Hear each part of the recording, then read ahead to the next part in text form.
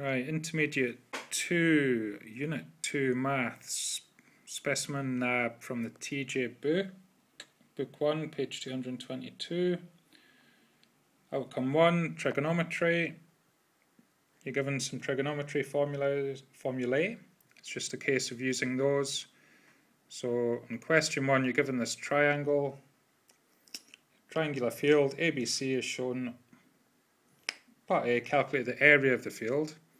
The area formula is A equals a half AB sin C. So, because it's sin C, that means the angle is going to be at corner C. So I would just suggest redrawing the triangle, but calling that corner C. Then little a is opposite angle A, little b is opposite angle B, little c would be opposite angle C. If we wanted to know what, if we wanted to put that on, but we don't need to. And as I said, area is a half AB sin C. So looking here, A is 160, B is 140, angle C is 79, so it'd be sin 79. Substitute the values in, press the buttons, and I'm just going to round that. Oh, I've rounded it badly. That should be 10994. I've just dropped a mark there due to a transcription error, basically not copying down the line above properly. But there you go. Don't do that. Alright. Part B, calculate the length AC. So again, I have relabeled the triangle. Why have I done that? Well, let's see. We have two sides and one angle at the moment. We want a third side, so as a question involving three sides and one angle. So I have a look at my formula sheet. And if it's three sides and one angle, it is the cosine rule. And we are finding a side, so I'm going to use little a squared equals little b squared plus little c squared minus 2bc cos A. So I've just made the angle A, because in the formula it says cos A. So in which case, little a is the side we're finding out. Again, we know little b will be 160, little c will be 140. Substitute all the values in. And just press the buttons on the calculator.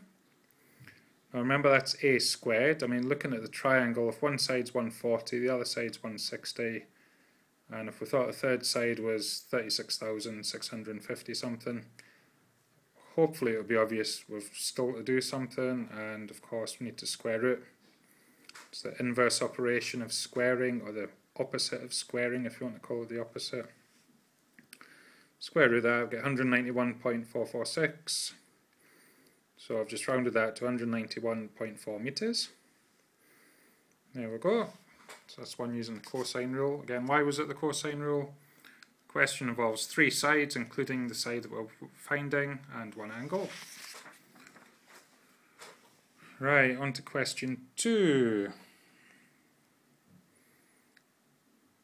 The diagram shows a position of an oil rig R and two ships. Calculate how far the ship Q is from the oil rig. So the oil rig will be R. So we've got R, P and Q. If we wanted to, we could call them A, B and C. So here we know 70 kilometers is one of the lengths. We've got an angle of 69, we've got an angle of 45. So the 45 degree angle is opposite the 70 kilometers. The 69 degree angle is opposite the side we're trying to calculate. So this question, two sides and two angles. We're trying to find out that second side, but altogether we have two sides and two angles. Definitely not the cosine rule, because the cosine rule involves three sides and one angle. So it's going to be the sin rule. Remember, one of these we will just eliminate. One of these will be of no use to us at all. So A over sin A equals B over sin B equals C over sin C. Substituting in all the values we know. So I've relabeled P as A, Q as B, R as C, just so I don't need to change the formula. So little a over sin 69 equals 70 over sin 45. trying to calculate what A is. So essentially I'm just going to cross multiply that sin 69. The reason why I can do that, I'm going to multiply both sides by sin 69, and in which case on the left hand side sin 69 over sin 69 cancels out to be 1. So left with A equals 70 sin 69 over sin 45, and just pressing the buttons on the calculator again, 92.4 etc, round up to one decimal place, 92.4 meters. And that's outcome 1 done.